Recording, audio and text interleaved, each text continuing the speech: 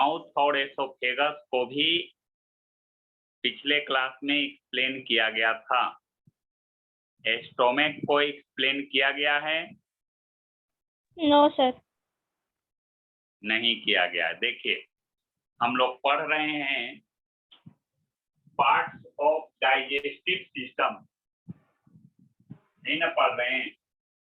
Yes sir. Parts of digestive system.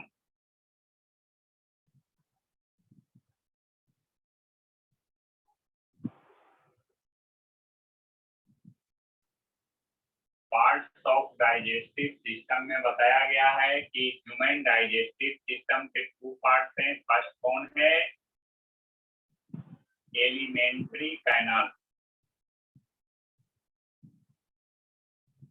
Alimentary canal. And second part कौन है? कनिष्ठ बताइए। डाइजेस्टिव सिस्टम का सेकेंड पार्ट क्या है? कनिष्ठ सर मैं बताऊं? पहले जिनसे पूछा गया वो कोशिश करेंगे। नहीं ध्यान में है? कनिष्ठ,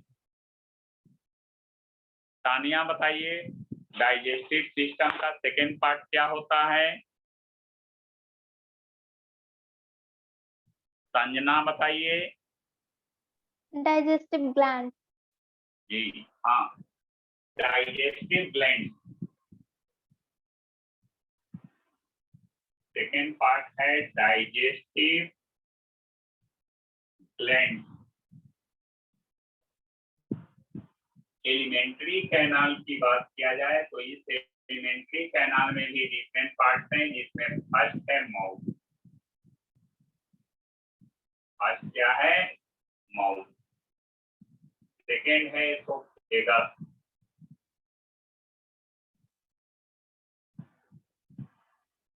या इसी को हम लोग फूड पाइप भी कहते हैं। Yes sir.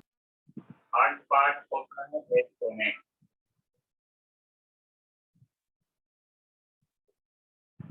फोर्थ पार्ट होता है स्टोमक के बाद फिर होता है इंटेस्टाइन।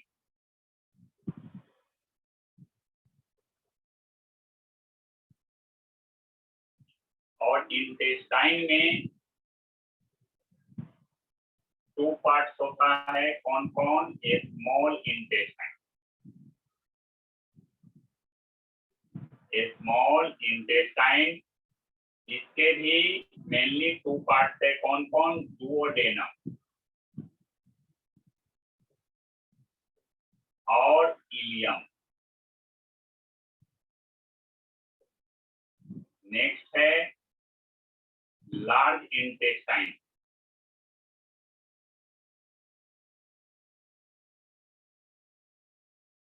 लार्ज इंटेस्टाइन में भी 2 पार्ट्स होता है, कोलन एंड रेक्टम।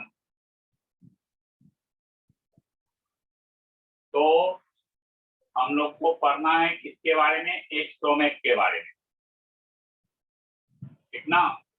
देखिए, एसोफेगस यानी फूड पाइप को लेकर पिछले क्लास में पढ़े थे। तो फूड पाइप की अगर बात करें तो ये फूड पाइप जो होता है वो आगे एक बेली लाइक स्ट्रक्चर में ओपन होता है, जिसको हम लोग क्या बोलते हैं?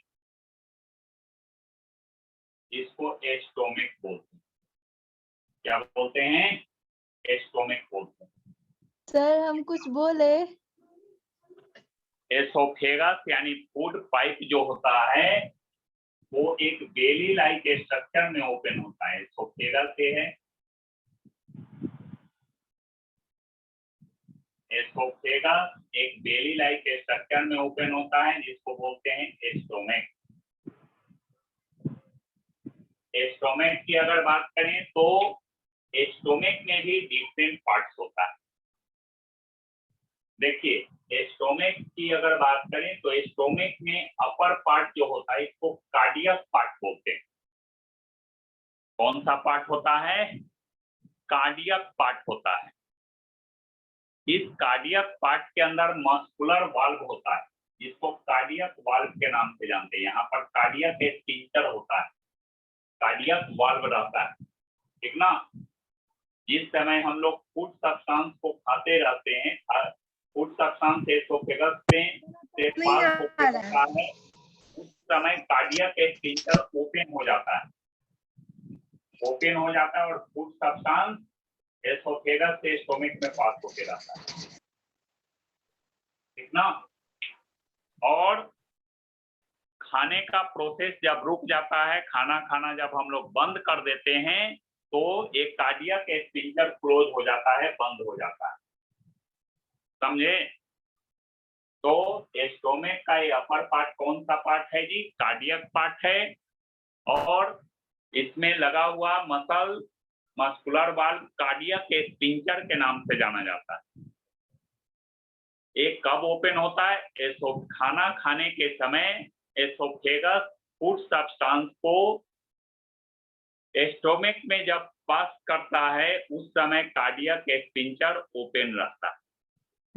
और खाना खाने का प्रोसेस जब क्लोज हो जाता है, बंद हो जाता है, खाना खाना बंद कर देते हैं, तो कार्डियक स्फिंक्टर भी बंद हो जाता है, ठीक ना।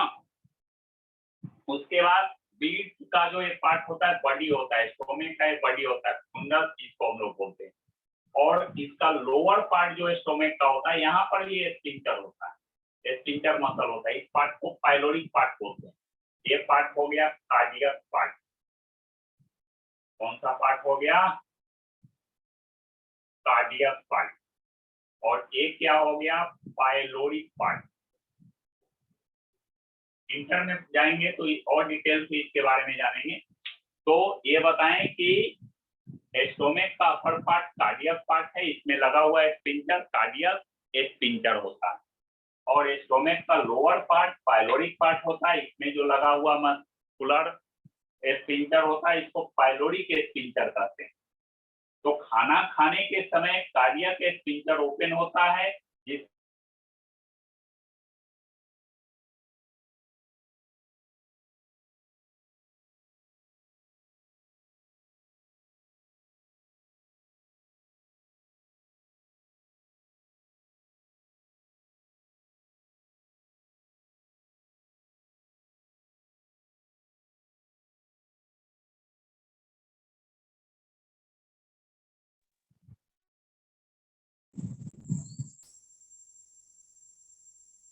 बीच में थोड़ा डिस्टरबेंस हो गया था, ध्यान देंगे।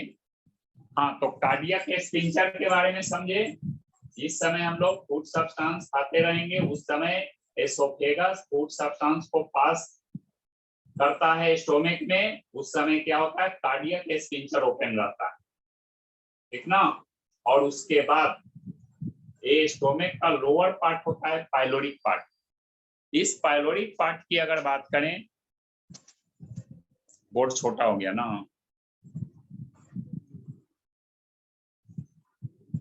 इसको बड़ा करते हैं।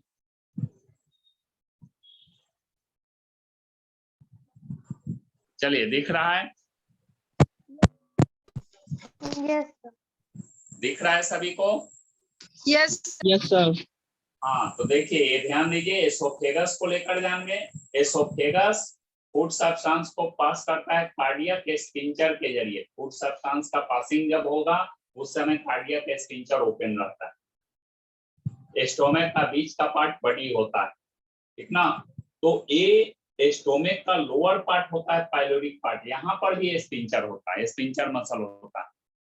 ये तब तक जो है क्लोज रहता है जब तक स्टोमक फूड सब्सटेंस को अपना पार्शियली डाइजेशन का पूरा फंक्शन कंप्लीट ना कर ले। स्टोमक में फूड का डाइजेशन का कुछ प्रोसेस होता है, जब तक कि स्टोमक में पूरा प्रोसेस कंप्लीट नहीं हो जाता है, स्टोमक अपना पूरा फंक्शन कंप्लीट नहीं कर लेता है फूड सब्सटेंस को एक्शन करके, तब तक क्या होता है कि ये पाइलोरिक पार्ट का स्फिंक्टर क्लोज रहता है। स्टोमक फूड सब्सटेंस पर एक्शन करके अपना फंक्शन जब पूरा कर लेता है, तब पाइलोरिक पार्ट, यहाँ पाइलोरिक पार्ट का जो स्फिंक्टर होता है, ये ओपन होता है। आई बात समझ में?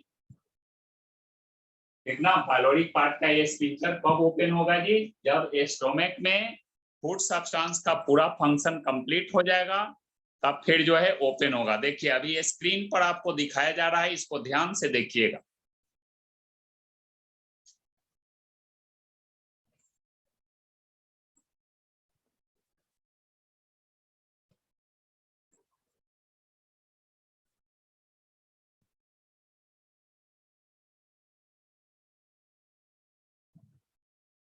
देखिए स्क्रीन पर दिख रहा है कुछ? यस ये स्क्रीन पर दिख रहा है एसोफेगस। देखिए पेरिस्टाल्टिक मूवमेंट करते हुए फूड सब्सटेंस को नीचे की ओर पास कर रहा है ना। फूड सब्सटेंस स्टोमक इसमें माउथ में जब मिक्स हो जाता है अच्छी तरह से, तब फूड बोलस के नाम से वो जाना जाता है। तब फूड बोलस जो है एसोफेगस से पास हो रहा है, ठीक ना, पेरिस्टाल्टिक मूवमेंट के कारण। और यहाँ पर कार्डियक स्फिंक्टर अभी देखिए क्लोज पोजीशन में, और यही अगला वाला जो सेकेंड फिगर दिखाया उसमें कार्डियक स्फिंक्टर ओपन दिखाया है। फिगर में क्लियर दिख रहा है? इस फिगर से कुछ समझ में आ रहा है सभी को? Yes sir. तो ध्यान रखेंगे कार्डियक स्फिंक्टर का जो है फंक्शन होता है, ठीक ना। फूड सब्सटेंस को एसोफेगस से पास करके स्टोमक में लाना है। स्टोमक में फूड सब्सटेंस जब आ जाता है तो यही स्फिंक्टर क्लोज हो जाता है, जो फूड सब्सटेंस को स्टोमक से फिर एसोफेगस में जाने से रोकता है, ठीक ना। एक क्लियर दिख गया? सभी लोग समझ गए इस सेक्शन को? फूड सब्सटेंस कैसे एसोफेगस से स्टोमक में पास होगा, ये सभी लोग क्लियर जो है समझ गए यहाँ? Yes sir. चलिए ठीक। अब आगे देखिए, आगे अब इस बात को समझना है ये स्फिंक्टर भी क्यों होता है, इसका होना क्यों जरूरी है। देखिए वो बात अब समझाने जा रहे हैं। देखिए होता क्या है कि स्टोमक की अगर बात करें तो ये जो स्टोमक होता है, स्टोमक में फूड सब्सटेंस को आने के बाद क्या होता है, देखिए आगे फंक्शन पढ़िएगा जब न्यूट्रिशन में डाइजेशन का फंक्शन पढ़ाएंगे। तो ये स्टोमक का जो इंटरनल वॉल होता है इसमें भी दो तरह के मसल्स होते हैं, जैसे एसोफेगस में होता है। एसोफेगस में भी पढ़ाए थे ना, कौन कौन मसल्स होता है जी? एक इस तरह का मसल्स है, भूल गए सभी लोग? किसी को नहीं याद है? Circular muscles. कैसा मसल है ये? Circular muscle. मसल्स। और इसमें भी जो है यानी इस तरह का भी मसल्स होता है। इस मसल्स को क्या बोलते हैं? Longitudinal muscles. स्टोमक के इंटरनल वॉल में दो तरह के मसल्स होते हैं, circular muscles and longitudinal muscles. तो फूड सब्सटेंस जैसे ही स्टोमक में आता है तो स्टोमक के इंटरनल वॉल के सर्कुलर और लॉन्गिट्यूडनल मसल में कंट्रैक्शन एंड रिलैक्सेशन होता है। तो स्टोमक में फूड सब्सटेंस को आने के बाद स्टोमक के इंटरनल वॉल के सर्कुलर एंड लॉन्गिट्यूडनल मसल्स में कंट्रैक्शन और रिलैक्सेशन जब होगा तो उस केस में स्फिंक्टर यहाँ वाल्व नहीं रहेगा, स्फिंक्टर मसल कार्डियक पार्ट में नहीं रहेगा, तो फूड सब्सटेंस क्या होगा? ऊपर चला जाएगा ना, कंट्रैक्शन एंड रिलैक्सेशन होने। आ रही है बात समझ में?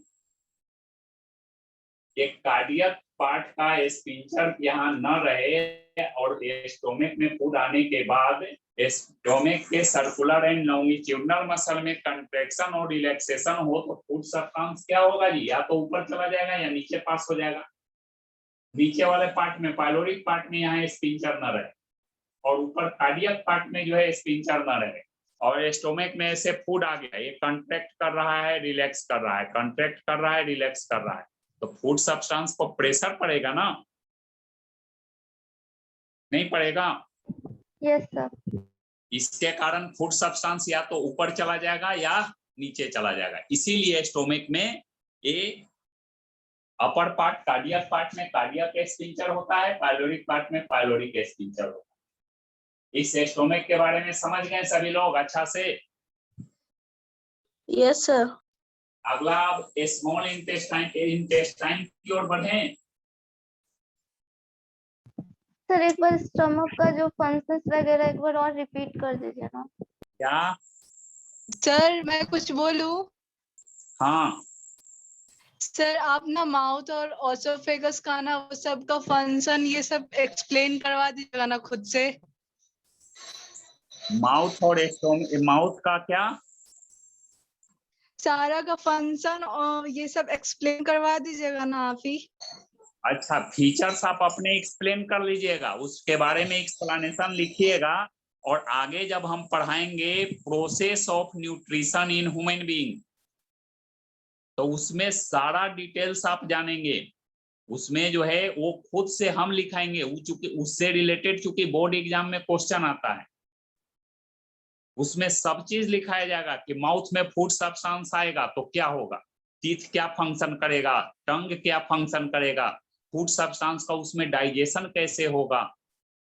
उसके बाद एसोफेगस में आएगा फूड सब्सटेंस, तो पेरिस्टाल्टिक मूवमेंट के कारण स्टोमक में आएगा। स्टोमक में आने के बाद स्टोमक अपना फंक्शन कैसे करेगा, ये सारा का फंक्शन लिखाना है हमको।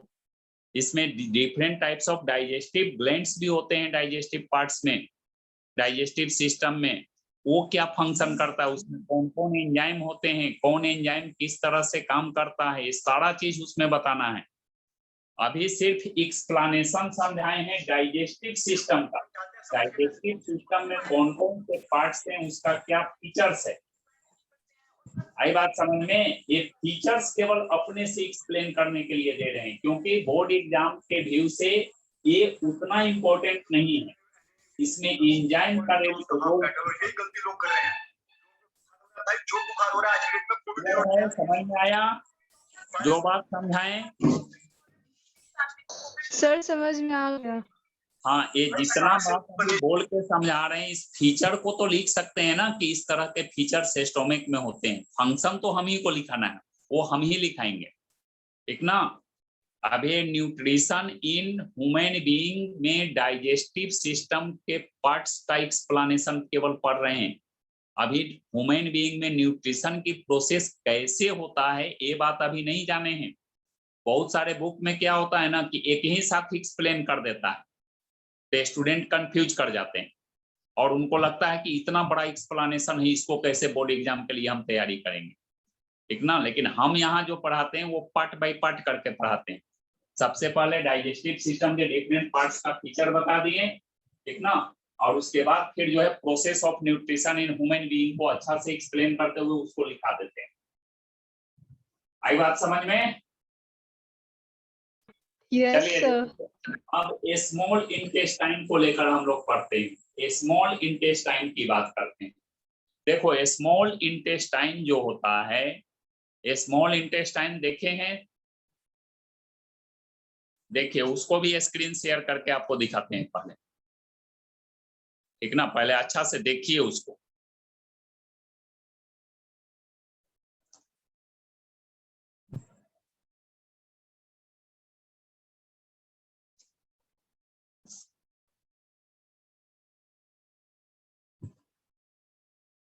देखिए स्मॉल इंटेस्टाइन के बीच का पार्ट यहाँ दिखाया गया है, ठीक ना। ये लार्ज इंटेस्टाइन है, ठीक ना। स्मॉल इंटेस्टाइन में इलियम होता है। तो स्मॉल इंटेस्टाइन की अगर बात करें, इस स्मॉल इंटेस्टाइन में दो पार्ट होता है। देखो एक पार्ट ऊपर दिखाया गया है डुओडेनम। ये स्मॉल इंटेस्टाइन में डुओडेनम सभी को दिख रहा है? सर ये तो डायफ्राम है। क्या है सर कहाँ? ये तो डायफ्राम। स्मॉल इंटेस्टाइन में डुओडेनम लिखा हुआ कहीं नहीं दिखा? ये सर मिल गया। यस सर देखा। दिख गया ना। डुओडेनम के ट्यूब को देखो, डुओडेनम का एक ट्यूब है और लार्ज इंटेस्टाइन का एक ट्यूब है, दोनों में डायमीटर किसका ज्यादा है? Small intestine. किसका ज्यादा है जी? डायमीटर ज्यादा किसका है? लार्ज इंटेस्टाइन का। लार्ज इंटेस्टाइन में कोलन रेक्टम दिखाया गया है, इस लार्ज इंटेस्टाइन का डायमीटर ज्यादा है, या फिर जो है स्मॉल इंटेस्टाइन में जो देख रहे हैं डुओडेनम, उसका डायमीटर ज्यादा है? Small intestine. डुओडेनम का ज्यादा है। डुओडेनम का ज्यादा है। उल्टा बोल रहे हैं। अरे डुओडेनम पतला ना है जी, लार्ज इंटेस्टाइन ज्यादा चौड़ा ना है, नहीं दिख रहा है। कोलन में देखो तो ascending colon, transverse colon and descending colon, ज्यादा चौड़ा ट्यूब है कि उससे ज्यादा चौड़ा ये डुओडेनम का ट्यूब है? कौन ट्यूब ज्यादा चौड़ा है? Large intestine. लार्ज इंटेस्टाइन का ट्यूब ज्यादा है ना। तो देखिए क्वेश्चन इससे पूछता कैसे है, कभी कभी क्वेश्चन में पूछ देता है, ठीक ना, ट्यूब दिखा दिए, रियल में एक ऐसा होता है। अब देखिए ध्यान दीजिए, तो है क्या कि स्मॉल इंटेस्टाइन की अगर बात करें तो स्मॉल इंटेस्टाइन का ट्यूब जो होता है वो लार्ज ट्यूब का डायमीटर लार्ज इंटेस्टाइन के ट्यूब के डायमीटर से कम होता है।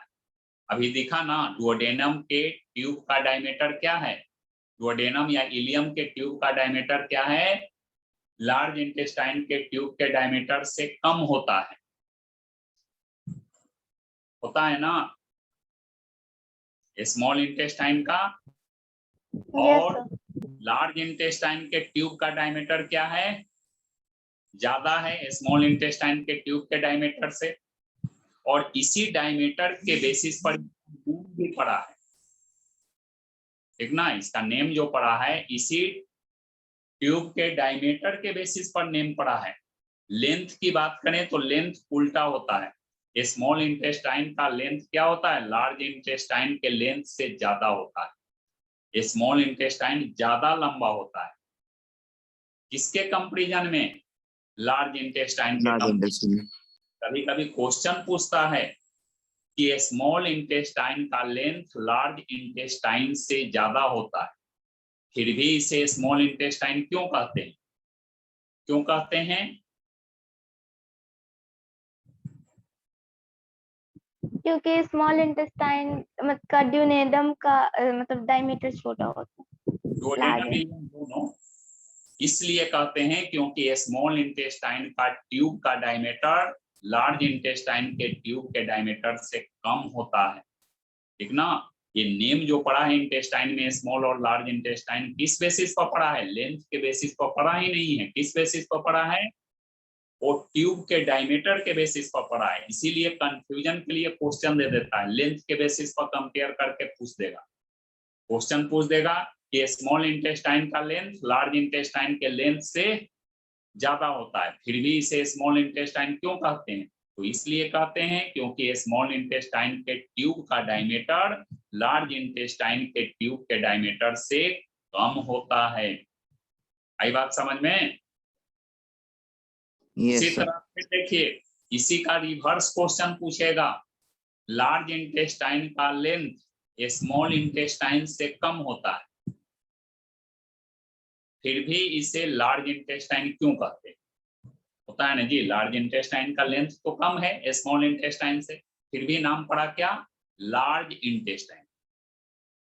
तो स्मॉल इंटेस्टाइन से लार्ज इंटेस्टाइन का लेंथ कम होता है, फिर भी इसे लार्ज इंटेस्टाइन क्यों कहते हैं, क्योंकि लार्ज इंटेस्टाइन के ट्यूब का डायमीटर स्मॉल इंटेस्टाइन के ट्यूब के डायमीटर से क्या होता है, ज्यादा होता है, इसलिए लार्ज इंटेस्टाइन कहते हैं। ये बात समझ में आ गई सभी को? Yes sir. इंटेस्टाइन में स्मॉल इंटेस्टाइन क्यों कहा जाता है और लार्ज इंटेस्टाइन क्यों कहा जाता है, ये बात समझ में आ गया? बोलिए। Yes sir. चलिए ठीक है, इतना अगर समझ गए हैं तो आगे अब जानते हैं डुओडेनम की बात करते हैं। स्मॉल इंटेस्टाइन के 2 पार्ट्स होता है, कौन कौन कौन होता है, डुओडेनम। क्या होता है जी, डुओडेनम। एक डुओडेनम की अगर बात किया जाए तो डुओडेनम जो होता है वो सी शेप्ड स्ट्रक्चर होता है। ऐसा स्ट्रक्चर होता है, सी शेप्ड स्ट्रक्चर होता है। देखो ये सी लिखा हुआ, सी की तरह स्ट्रक्चर होता है डुओडेनम, ठीक ना। इसका डुओडेनम के किसी पार्ट से क्या होता है कि पेंक्रियाज का पेंक्रियाटिक डक्ट और लीवर का बाइल डक्ट कनेक्टेड होता है। डुओडेनम स्मॉल इंटेस्टाइन का अपर पार्ट है जो किससे कनेक्टेड होता है? डुओडेनम क्या है? स्मॉल इंटेस्टाइन का अपर पार्ट है। डुओडेनम स्मॉल इंटेस्टाइन का अपर पार्ट होता है जो स्टोमक के पाइलोरिक पार्ट से कनेक्टेड होता है। किससे कनेक्टेड है जी?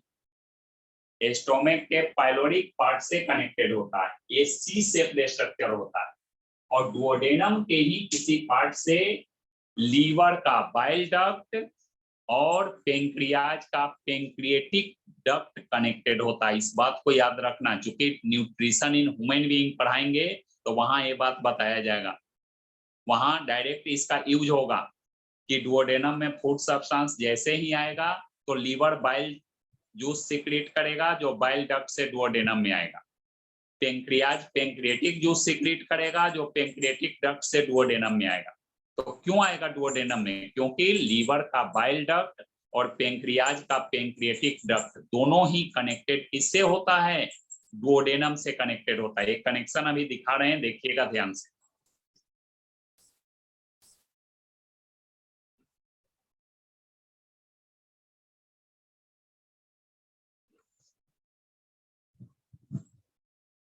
देखिए ध्यान से देखो इसको। क्या पेंक्रियाज का पेंक्रिएटिक डक्ट, रेड कलर का महीन जो डक्ट है, नली है, वो डुओडेनम से आकर कनेक्ट हुआ है? जहां कटा हुआ है वहां बोलिए। Yes sir. हुआ है ना? Yes sir. हाँ, और यहीं पर फिर देखिए पेंक्रियाज का पेंक्रिएटिक डक्ट तो कनेक्ट हुआ है, लीवर से देखो बाइल डक्ट कनेक्ट होकर डुओडेनम में आकर मिला है।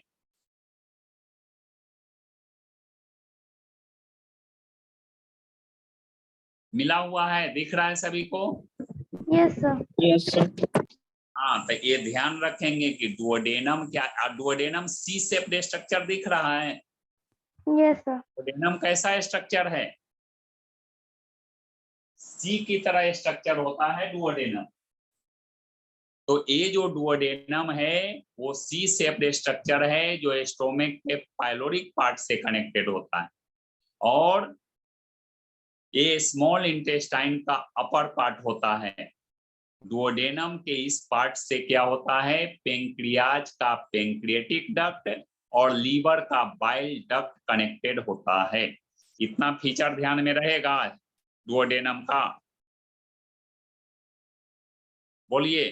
डुओडेनम का Yes, sir. इतना ध्यान में रहेगा जी? बोल ही नहीं रहा है। Yes, sir. Yes, sir. हाँ, इसके बाद अब देखिए अगला हम लोग को इलियम को लेकर पढ़ना। जेजुनम ऐसे, जेजुनम देखो कोई कोई बुक में क्या होता है ना कि जेजुनम दिखाता है। जेजुनम क्या होता है कि ए जेजुनम स्मॉल इंटेस्टाइन के बीच का पार्ट होता है। इसमें डाइजेशन का विशेष कोई रोल नहीं होता है। ये केवल डुओडेनम और इलियम को कनेक्ट करने का काम करता है। ठीक है, तो देखेंगे कोई कोई बुक में देता है duodenum and ileum small intestine का पार्ट। मेन पार्ट इसी दोनों को इसलिए दिखाता है क्योंकि यहाँ डाइजेशन का रोल होता है, डाइजेशन यहाँ कंप्लीट होता है। ठीक ना, डुओडेनम में भी पार्शियली डाइजेशन होता है और इलियम में फूड सब्सटेंस का कंप्लीटली डाइजेशन होता है। तो ये डुओडेनम के बाद अगला क्या है? जेजुनम बीच का पार्ट है स्मॉल इंटेस्टाइन का जो डुओडेनम और इलियम को केवल जोड़ने का काम करेगा। उसके बाद अब देखिए इलियम की बात करते हैं। तो इलियम जो होता है वो क्वाइल्ड ट्यूबुलर स्ट्रक्चर होता है। कैसा स्ट्रक्चर है?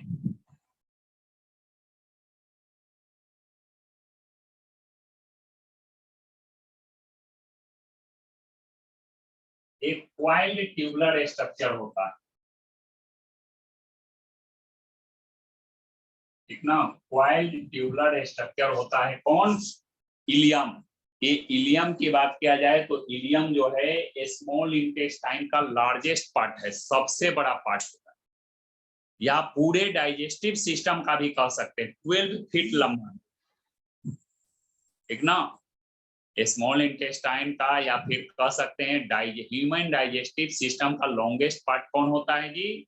स्मॉल इंटेस्टाइन का इलियम होता है, ठीक ना।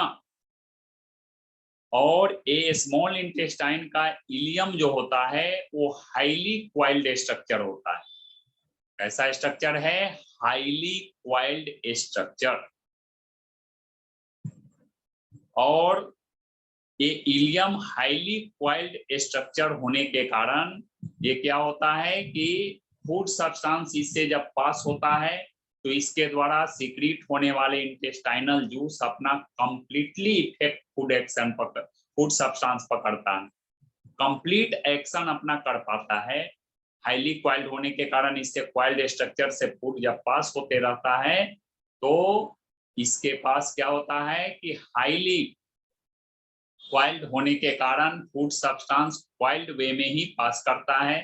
तो फूड सब्सटेंस पर एक्शन करने के लिए इसके एंजाइम्स को टाइम मिलता है, सफिशिएंट टाइम मिलता है, सफिशिएंट एरिया फूड सब्सटेंस का मिल जाता है, और इसकी वजह से फूड सब्सटेंस यहाँ कंप्लीटली डाइजेस्ट हो जाता है। फूड सब्सटेंस का कंप्लीट डाइजेशन कहाँ होगा? इलियम में होगा। इस इलियम को जब हम लोग देखेंगे तो इलियम के इंटरनल वॉल की अगर बात करें तो इंटरनल वॉल में भी फिंगर लाइक स्ट्रक्चर होता है। इस फिंगर लाइक स्ट्रक्चर को हम लोग क्या कहते हैं? वीली कहते हैं। इस तरह से जो है फिंगर लाइक स्ट्रक्चर पूरा में भरा हुआ है। इस फिंगर लाइक स्ट्रक्चर को किस नाम से जाना जाएगा? वीली के नाम से जाना जाएगा। और यही वीली करता क्या है कि डाइजेस्टेड फूड से न्यूट्रिएंट्स को एब्जॉर्ब करता है। ये वीली का क्या फंक्शन है? डाइजेस्टेड फूड से न्यूट्रिएंट्स का एब्जॉर्प्शन करना इसका काम होता है। ये फिंगर लाइक स्ट्रक्चर होता है। ये भी दो तरह का होता है, एक होता है मैक्रोविली, मैक्रो मतलब बड़ा, जिसका लेंथ बड़ा होता है, एक होता है माइक्रोविली जिसका लेंथ छोटा होता है। ये दो तरह के जो है फिंगर लाइक स्ट्रक्चर्स इस इलियम के अंदर होते हैं, माइक्रोविली एंड माइक्रोविली, जो फूड डाइजेस्टेड फूड से न्यूट्रिएंट्स एब्जॉर्प्शन के लिए सरफेस एरिया इंक्रीज करता है। एक ना क्वेश्चन पूछता है कि डाइजेस्टिव सिस्टम में फूड एब्जॉर्प्शन के लिए स्मॉल इंटेस्टाइन किस तरह से डिजाइन होता है? तो small intestine highly coiled structure के रूप में डिजाइन होता है, अरेंज रहता है। इसके अंदर पाए जाने वाले finger like structures microvilli and macrovilli digested food से न्यूट्रिएंट्स एब्जॉर्ब करने के लिए सरफेस एरिया को इंक्रीज करते हैं, बढ़ा देते हैं, ताकि डाइजेस्टेड फूड से ज्यादा न्यूट्रिएंट्स का एब्जॉर्प्शन हो सके। तो ये है स्मॉल इंटेस्टाइन के डिफरेंट पार्ट्स। उसके बाद लार्ज इंटेस्टाइन की बात करते हैं। देखिए लार्ज इंटेस्टाइन जिस पॉइंट पर कनेक्टेड होता है, ठीक ना, वहां पर एक जो है फिंगर लाइक स्ट्रक्चर होता है, इसको हम लोग अपेंडिक्स बोलते हैं। क्या बोलेंगे उसको? उसको अपेंडिक्स के नाम से जाना जाता है।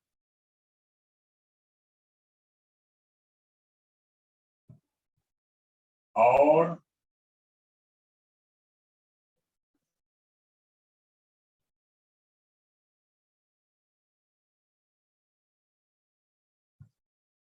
देखिए ये होता है अपेंडिक्स। ये अपेंडिक्स की अगर बात करें तो ये अपेंडिक्स जो है वो हमारे बॉडी का अब नॉन फंक्शनिंग ऑर्गन है। ह्यूमन बॉडी का नॉन फंक्शनिंग ऑर्गन है अपेंडिक्स। अब बॉडी में ये कोई काम नहीं करता है। फिंगर लाइक ये स्ट्रक्चर होता है अपेंडिक्स। एनसीईआरटी बुक में तो नहीं दिखाया है, प्राइवेट पब्लिकेशन का बुक देखेंगे, स्टडी करेंगे तो उसमें आपको मिलेगा अपेंडिक्स। तो ये finger like muscular structure appendix है जो बॉडी का नॉन फंक्शनिंग ऑर्गन है। ये हमारे एंसेस्टर के बॉडी में, यानी पूर्वज लोग जिनसे हम लोग डेवलप किए हैं, ठीक ना, एंसेस्टर्स के बॉडी में यह फंक्शनिंग ऑर्गन हुआ करता था। ये क्या करता था, सेलुलोज का डाइजेशन किया करता था। इसका डाइजेशन करता था, सेलुलोज का। इससे क्लियर होता है कि हमारे एंसेस्टर्स लोग सेलुलोज फूड खाया करते थे, घास भूसा खाने वाले थे, ठीक ना। इससे क्लियर होता है कि हम लोग जो है इवोल्यूशन जब पढ़ाएंगे वहां के बताएंगे कि ये हमारे बॉडी का एक तरह का ऑर्गन, इवोलेटरी ऑर्गन होता है, एविडेंस है यह इवोल्यूशन का हमारे बॉडी में, जो ये बात प्रूफ करता है कि हम लोग वैसे एनिमल से डेवलप किए हैं जो घास भूसा खाने वाले थे, यानी सेलुलोज रिच फूड खाने वाले थे। क्योंकि हमारे एंसेस्टर्स के बॉडी में एक फंक्शनिंग ऑर्गन, अब हमारे बॉडी में नॉन फंक्शनिंग ऑर्गन हो गया। अगर इन द केस इसमें इन्फेक्शन होता है, अगर ये ऑर्गन एक्टिव होता है तो एपेंडिसाइटिस डिजीज को क्रिएट करता है। सुने होंगे अपेंडिक्स डिजीज के नाम सुने हैं? कोई नहीं सुने? सुने सर। हाँ, तो यही अपेंडिक्स, इसी को यानी सर्जरी कर करके हटाया जाता है अपेंडिक्स डिजीज। अपेंडिक्स का जिसको प्रॉब्लम आता है ना, तो यही एपेंडिसाइटिस डिजीज में अपेंडिक्स को कट करके हटा दिया जाता है। या इन द केस कभी भी डॉक्टर एब्डोमिनल रीजन को ऑपरेट करे तो उस केस में अपेंडिक्स फिर जो है बिना कहे कट करके हटा देता है, सर्जरी करके उसको हटा दिया जाता है, ताकि एपेंडिसाइटिस डिजीज के कारण पेशेंट का फिर से एब्डोमिनल रीजन का ऑपरेशन न करना पड़े। इसलिए इसको हटा दिया जाता है, क्योंकि बॉडी में कोई काम नहीं। इन द केस अगर रह गया तो वो फ्यूचर में क्या होगा, एपेंडिसाइटिस डिजीज को क्रिएट कर सकता है, प्रोड्यूस कर सकता है बॉडी में। और ये लार्ज इंटेस्टाइन की बात करें तो लार्ज इंटेस्टाइन का ये जो पूरा इलियम के चारों ओर का ये जो व्हाइट ट्यूबुलर स्ट्रक्चर दिख रहा है, ये है कोलन। कौन सा स्ट्रक्चर है? कोलन। ये कोलन भी तीन तरह का है। ये है एसेंडिंग कोलन, देखो यहां से यहां तक का जो कोलन है वो क्या है, एसेंडिंग कोलन है। यहां से यहां तक का जो कोलन है वो डिसेंडिंग कोलन है। और इस तरह लेफ्ट से राइट पार्ट जो कोलन का है इसको ट्रांसवर्स कोलन कहते हैं, ठीक ना। ये हो गया एसेंडिंग कोलन, ये हो गया ट्रांसवर्स कोलन, और नीचे की ओर जो कोलन का पार्ट आ रहा है इसको डिसेंडिंग कोलन कहेंगे। क्या बोलेंगे इसको? डिसेंडिंग कोलन कहेंगे। और लार्ज इंटेस्टाइन का ये छोटा पार्ट जो है वो क्या है, रेक्टम है, जो स्वेलन ट्यूबुलर स्ट्रक्चर होता है, फुला हुआ ट्यूबुलर स्ट्रक्चर है, स्मॉल ट्यूबुलर स्ट्रक्चर, और एक एनस में ओपन होता है। या अनडाइजेस्टेड वेस्ट को क्या करता है, स्टोर करता है, और टाइम टू टाइम एनस से यही बॉडी से पास आउट होता है। तो इस तरह से डाइजेस्टिव सिस्टम के डिफरेंट पार्ट्स को लेकर हम लोग समझ गए। अब देखिए स्क्रीन शेयर में आपको एक पार्ट दिखाते हैं किस तरह का है रियल में, इसको देख लीजिए एक बार।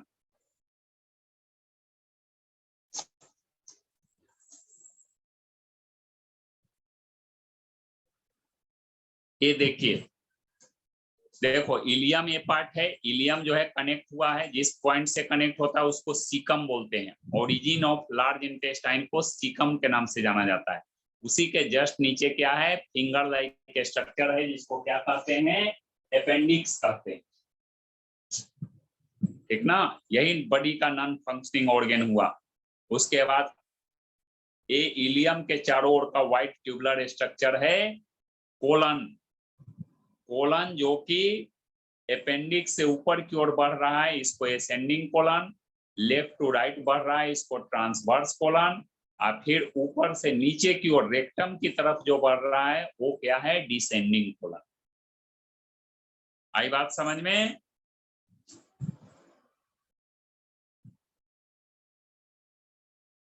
तो और इसका लोअर पार्ट जो होता है लार्ज इंटेस्टाइन का, इसको हम लोग बोलते हैं रेक्टम। यही रेक्टम अनडाइजेस्टेड वेस्ट को स्टोर करता है और फिर जो है ये जिस पोर से बॉडी से पास आउट होता है वो एनस कहलाता है। इस एनस से ये बॉडी से पास आउट हो जाता है। तो इस तरह से ये लार्ज इंटेस्टाइन के इतने सारे फीचर्स होते हैं। इतना बात सभी लोग समझ गए जो अभी समझाया गया? Yes sir. तो अब क्या करना है, डाइजेस्टिव सिस्टम के डिफरेंट पार्ट्स जो आज के क्लास में समझाया गया, एलिमेंट्री कैनाल खास करके, वो तो सारा पार्ट्स हो गया है जी। एलिमेंट्री कैनाल के सारे पार्ट्स के बारे में हो गया है ना। एक्सप्लेनेशन डाइजेस्टिव ग्लैंड्स केवल बाकी है। तो आज के क्लास के लिए सिर्फ इतना ही। अगले क्लास में क्या करेंगे, डाइजेस्टिव ग्लैंड्स के बारे में पढ़ेंगे, different types of digestive glands. ठीक ना। आज के लिए आपका होमवर्क है डायग्राम बनाने के लिए, तो होमवर्क दे दिए थे, पहले दिए थे। Yes sir. सभी का बन गया है? Yes sir. ये ठीक है, बन गया तो अच्छी बात है। तो डाइजेस्टिव सिस्टम के डिफरेंट पार्ट्स में एलिमेंट्री कैनाल का भी एक्सप्लेनेशन सभी लोग अच्छी तरह से कर सकते हैं। ठीक ना। एक क्वेश्चन लिखिए सभी लोग।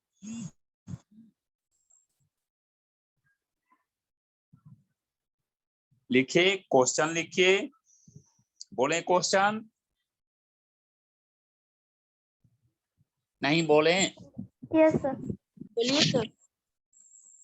लिखिए, explain the different parts of alimentary canal. Explain the different parts of alimentary canal. इसके पहले क्वेश्चन दिए थे, draw a labelled diagram of human digestive system. Board exam के व्यू से आपका डाइजेस्टिव सिस्टम का डायग्राम ज्यादा इंपॉर्टेंट है, एक्सप्लेनेशन कम इंपॉर्टेंट है। एक्सप्लेनेशन बेस्ड क्वेश्चन अभी तक कम पूछा गया है। ठीक ना। और इससे question nutrition in human being में प्रोसेस ऑफ डाइजेशन, यानी ह्यूमन बीइंग में पूरा न्यूट्रिशन कैसे होता है, इससे क्वेश्चन ज्यादा पूछा गया। तो आज जो एक्सप्लेनेशन समझाए हैं वो बुक के हेल्प से सभी लोग अपने से लिखेंगे, और अगला क्लास से डाइजेस्टिव ग्लैंड्स के एक्सप्लेनेशन से लेकर ह्यूमन बीइंग के न्यूट्रिशन को लेकर हम खुद से एक्सप्लेन कराएंगे, और उसको सभी को पार्ट बाय पार्ट, एक टॉपिक वाइज उसको लिखवा भी देंगे सारे टॉपिक का। ठीक ना। और उससे पूछताछ भी ज्यादा से ज्यादा होगा, उसमें हर पार्ट से क्वेश्चन मिलते रहेगा। ठीक ना। जो अभी तक बोर्ड एग्जाम में पूछते आया है वो हर क्वेश्चन का प्रैक्टिस करते जाना है। चलिए, आज जो पढ़े हैं उसमें आप कितना समझे जरा जांच लें। कनिष्क से एक क्वेश्चन है, स्टोमक का अपर पार्ट क्या कहलाता है? Sir cardiac part. चलिए, सही है। उसके मस्कुलर स्ट्रक्चर को क्या कहते हैं? संजना बताएंगी। क्या सर? कार्डियक पार्ट में जो मस्कुलर स्ट्रक्चर इंटरनली होता है उसको क्या कहते हैं? Sir sphincter. कार्डियक स्पिंचर हाँ, कार्डियक स्पिंचर कहते हैं ना। Yes sir. चलिए पूजा से क्वेश्चन है, स्मॉल इंटेस्टाइन का अपर पार्ट क्या कहलाता है?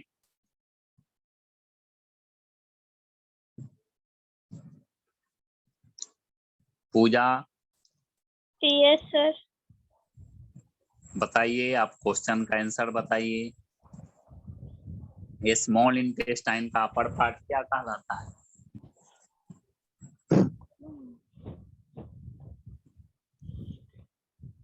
भूल गई, अभी तो बोर्ड पर लिखा हुआ था जी, duodenum. Yes sir.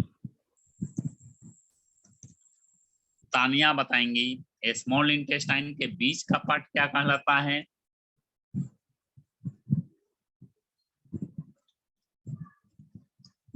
Tania sir याद नहीं है। जेजुनम नहीं, यस सर। निकिता बताएंगी लार्ज इंटेस्टाइन में कौन कौन सा पार्ट होता है? निकिता में तो वो एक होता है कौन होता है? AN US कहते हैं और एक होता है सर, एक ही याद है। कौन? क्या होता है जी Kanishk? Sir colon and rectum. हाँ, कोलोन एंड रेक्टम। इस कोलोन का भी 3 पार्ट्स है, संजना बताइए। ascending colon, transverse colon and descending colon. चलिए ठीक है। और अपेंडिक्स क्या होता है? पूजा बताएंगी। फिंगर लाइक स्ट्रक्चर होता है जो कि नॉन फंक्शनिंग होता है। कहाँ रहता है?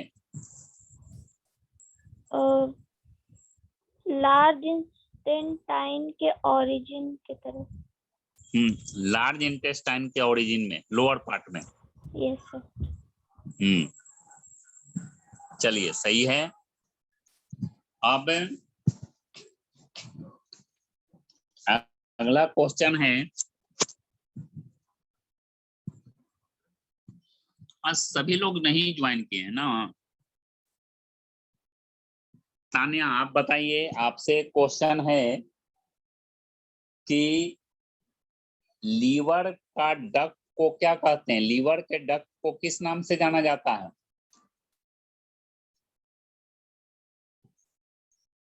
Bile duct.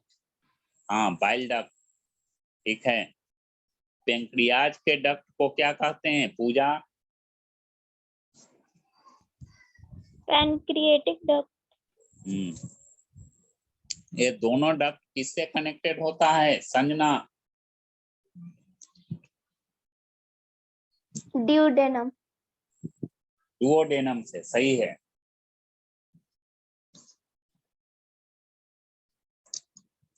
कनिष्क आप बताइए, रेक्टम का क्या फंक्शन है? सर रेक्टम का फंक्शन है कि वो अनडाइजेस्टेड फूड को स्टोर करता है और एनस से बार बार टाइम टू टाइम वो अनडाइजेस्टेड ये फूड को छोड़ता रहता है, रिलीज करता रहता है। बात है। सभी लोग का रिवीजन हो गया, जो पढ़ाए हैं उससे रिलेटेड क्वेश्चन पूछताछ कर लिए हैं, उससे रिलेटेड एक्सप्लेनेशन सभी लोग एलिमेंट्री कैनाल के पार्ट्स के करके लाइएगा अगले क्लास में। और ये सारा होमवर्क करके अपने व्हाट्सएप ग्रुप में, पर्सनल व्हाट्सएप ग्रुप जो होमवर्क का बनाया गया है उसमें भेज देंगे। आई बात समझ में? Yes sir. चलिए ठीक, आज के लिए इतना ही। अगले क्लास में हम लोग पढ़ेंगे सिलेवरी ग्लैंड को लेकर। Okay sir, thank you sir.